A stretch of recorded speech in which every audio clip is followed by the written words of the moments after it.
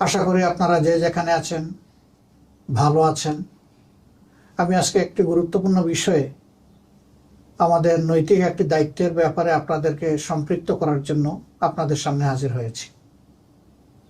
বাংলাদেশ জামাত ইসলামী তার জন্মলগ্ন থেকেই সমাজের কল্যাণে নিজেদের সমস্ত যোগ্যতা এবং অভিজ্ঞতাকে নিয়োজিত করার চেষ্টা করেছে এবং সেই চেষ্টা বর্তমানে অব্যাহত আছে। এ মাসের 21 তারিখ সকাল 10টা 38 ঢাকা সহ দেশের বিভিন্ন জায়গায় প্রবল ভূমিকম্প অনুভূত হয়। এতে এ পর্যন্ত আমাদের জানা তথ্য অনুযায়ী 10 জন মানুষ দুনিয়া থেকে বিদায় নিয়েছেন বিভিন্নভাবে আহত হয়ে। আমি তাদের আত্মার মাগফিরাত কামনা করছি। আরও অনেকেই আহত হয়েছে। কিছু সংখ্যক ঘরবাড়ি হেলে পড়েছে, কিছু সংখ্যক ঘরবাড়ি হেলে না পড়লেও তার ক্ষতি হয়েছে, কোথাও ফাটল ধরেছে, আবার কোথাও কোথাও মানুষজন দারুণ ভূমিকম্প আতঙ্কের মধ্যে আছে।